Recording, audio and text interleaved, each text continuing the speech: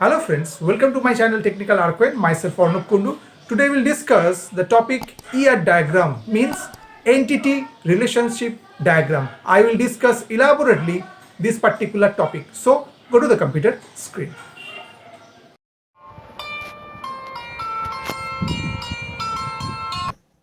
Today I will discuss the topic entity relationship diagram, okay, also known as ERD, okay. So at first we should know what is ER diagram, okay. ER diagram stands for entity relationship diagram, also known as ERD, is a diagram that displays the relationship of entity sets stored in a database, right? In other words, ER diagrams help to explain the logical structure of databases. Okay, ER diagrams are created based on three basic concepts. One is your entities, second one attributes, and third one relationships. Okay, ER diagrams contain different symbols that use rectangles to represent entities, ovals to define attributes, and diamond shapes to represent relationships.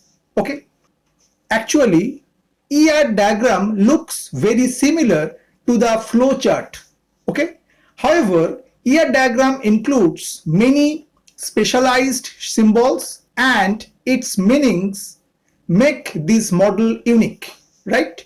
The purpose of ER diagram is to represent the entity framework infrastructure. Okay. Now I talk about some history of ER models. Okay. ER diagrams are a visual tool which is helpful to represent the ER model. Okay. It was proposed by Peter Chain in 1971 to create a uniform convention which can be used for relational database and network. Okay. He aimed to use an ER model as a conceptual modeling approach, right? Peter Chain developed ERDs in 1976. Okay. Since then, Charles Bachman and James Martin have added some slight refinements to the basic ERD principles, right? Now I talk about why use ER diagrams. Okay. Here are prime reasons for using the ER diagrams, and that are helps us to define terms related to entity relationship modeling. Okay. Provide a preview of how all our tables should connect, what fields are going to be on each table. Okay.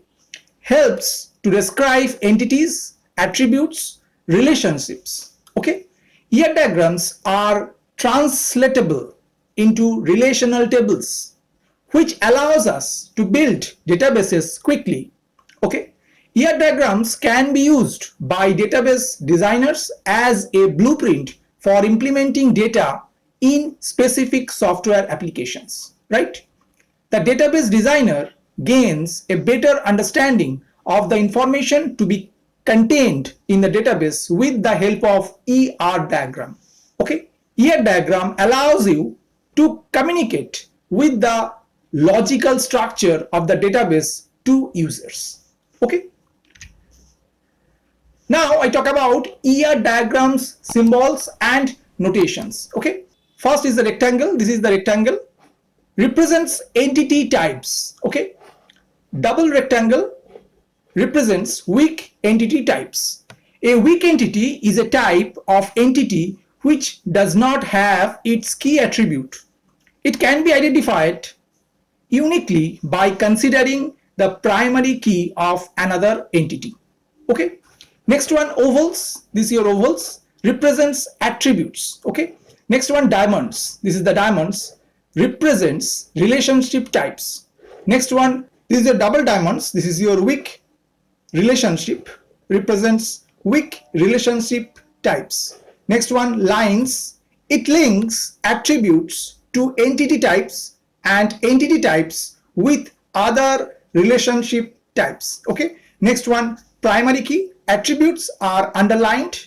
And last one, double ovals. This is the double ovals represent multi-valued attributes. Okay. Now I talk about components of the ER diagram. So first component is your entity, right? Entities are represented by means of rectangles. Rectangles are named with the entity set they represent. So there we provide these three entities. One is your student, another is your teacher, and another is your project. Okay. A real world thing, either living or non-living, that is easily recognizable and non-recognizable. Okay. Next part is your attributes. Attributes are the properties of entities. Attributes are represented by means of ovals. So there is an attributes provide. This is a student, is your entity, and these three attributes are there: roll underscore number, name, birth, date. Okay. Every oval represents one attribute and is directly connected to its entity. If the attributes are composite, they are further subdivided in a tree-like structure. Every node is then connected to its attribute. That is, composite attributes are represented by ovals that are connected with oval. So here just given name is your attribute, and from there is a two different branches there, like a tree structure. The name have two different attribute. One is your first name and another is your last name. So these are actually the composite attribute. Okay. Now another components are there, which is multi-valued. Multi-valued attributes are depicted by double ovals. So here your phone number is your multi-valued attribute. Okay. And also the derived attribute. Derived attributes are depicted by dashed oval. So here age is given is a dashed oval. So age is here a derived attribute, right? Now we talk about the relationship, also the another components of the ER diagram. Relationships are represented by diamond shaped box. So this is your diamond shaped box. Okay. Name of the relationship is written inside the diamond box. All the entities participating in a relationship are connected to it by a line. Just see, there is an entity just connected with a line. Okay. A relationship where two entities are participating is called a binary relationship. Okay. Cardinality is the number of instances of an entity from a relation that can be associated with the relation. Okay. Relationship is nothing but an association among two or more entities. Okay. And now what happened? Now different types of relationships are there. And they are basically four types. One is your one-to-one relationship. Second one, one-to-many relationships. Third one, many-to-one relationships. And fourth one, many-to-many relationships. So first, I am defining one-to-one relationship. When only one instance of an entity is associated with the relationship, it is marked as 1:1, means 1:1. The following image, so this image reflects that only one instance of each entity should be associated with the relationship. It depicts one-to-one relationship. Okay. Now one-to-many relationship. When more than one instance of an entity is associated with a relationship, it is marked as 1:n. The following image means this image is provide that which reflects that only one instance of entity on the left and more than one instance of an entity on the right. So for this entity is concerned, this is a 1, and for this entity is concerned, this is n. Okay, can be associated with the relationship.